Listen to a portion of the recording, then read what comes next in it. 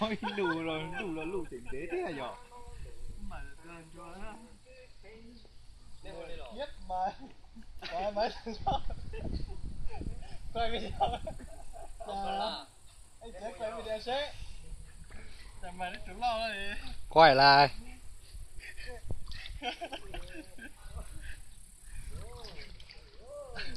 Thôi.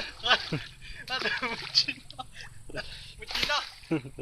Chưa mấy ai con gì hả? Ơi. Chết con tàu đấy. Tan chỉ Còn nát là với tên tàu á. chỉ khẽ tả á. Trên chay cũng liết đá. Con tàu pe. Cọ giả khó tiền click hay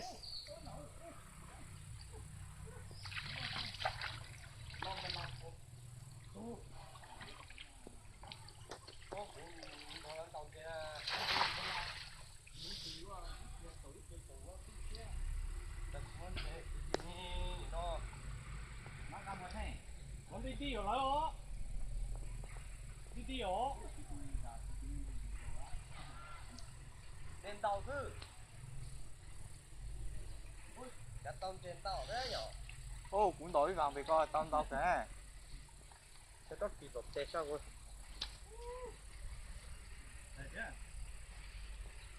Cho gạt chứ. Vàng về con tao mà giờ có một không mà tao đó. Một. Tao một khâu tôi tao gần 10 con này. Cũng mình tối tiền rồi. Rất bản à. Thì con đi theo thì coi. Đi thì coi đây. Có phía đen gì mới nhỉ? Chúng với tàu tao trên xe hết. Cái túi nhắn này rồi. Ô sao? Rồi, tàu trên xe đi rồi. Rồi. Giờ lên thăm một đàn này. Bỏ đi đi hồ. Nét cho chân đồng tao à. Bỏ đi đi về đi kéo.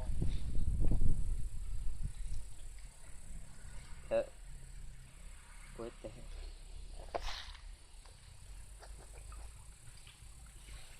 Tối tủa. Muốn gạt xuống. Gây mông con gây mông.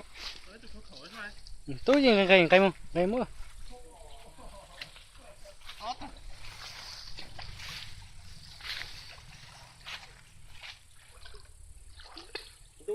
Chủ ấy nhận tu nó con cá. Có đúng trên tàu cả. Có tướng. Chuyện nó rau sao? Mỗi lần nó chả bông à. Có tướng thôi. Lại lốt thêm mà không. Có tướng. Chuyện nó rau này anh thấy được không? Ô thì sao? Mà chúng nó bông ấy mà có tuổi.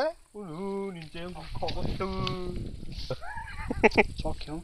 Giờ có tư sao? Sao có coi. Cái con nó đã mà. Nếu muốn khóc à. Mấy mà ta. Giờ về gan tàu này thì đó. Có gần tàu dây tôm ha. Muốn đó à, mấy hạt bình rủ đốt lên.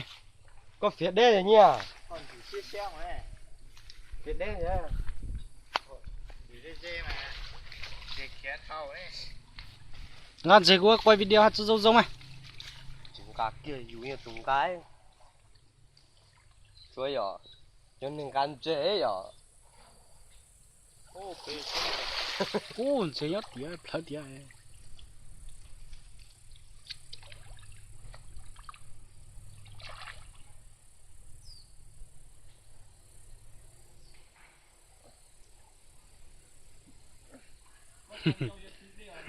có hỏi sẵn đi.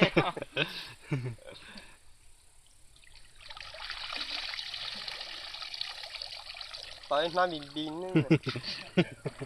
Cái nát cột tay cơ.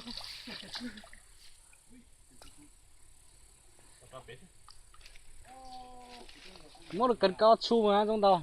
Thấy. Ủa sao anh tú đầu thế này? Từ mấy lớn gì về u lúa mấy. Phép biểu ấy. Ta lớn đầu tiên lo. Cho nó vô thì cho nó chỉ chính ấy. Thì nó được rồi.